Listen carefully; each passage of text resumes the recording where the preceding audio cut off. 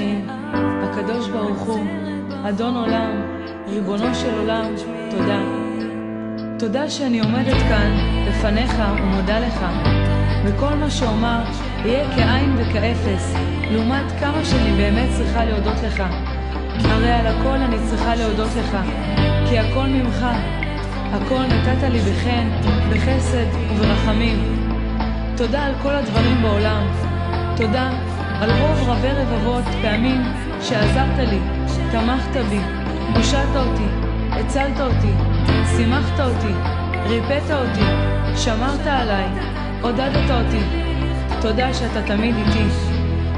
תודה שאתה נותן לי כוח לעשות מצוות, כוח לעשות מעשים טובים, כוח להתפלל.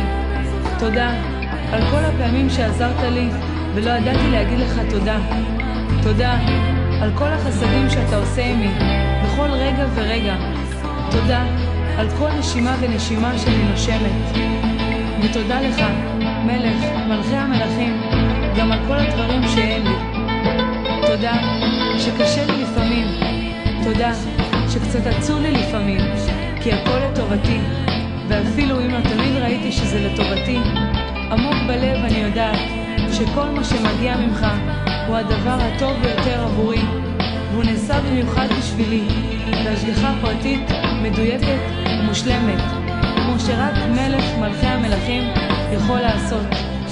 תודה שלפעמים קשה לי, כי רק כך אני יודעת להעריך את הטוב. רק אחרי שנמצאים בחושך אפשר להעריך את האור. תודה על החיים הנפלאים שנתת לי. תודה על כל דבר הכי קטן שיש לי, כי את הכל אתה נתת לי ולא אף אחד אחר. ותודה שאתה תמיד שומע את התפילות שלי. בורא עולם, אני מבקשת סליחה ממעמקי ליבי אם היו פעמים שלא הערכתי את מה שנתת לי, ובמקום לומר לך תודה רק התלוננתי. אני עפר ואפר, ואתה כל העולם. אנא אל תרחק ממני לעולם. יתברך שמו של הקדוש ברוך הוא, והוא ברחמיו יברך, ישמח ויושיע אתכם. ועד אז תאהבו כאילו אף אחד לא פגע בכם, תרקדו כאילו אף אחד לא רואה, ותשמחו תמיד, כי זה מפתח להצלחה.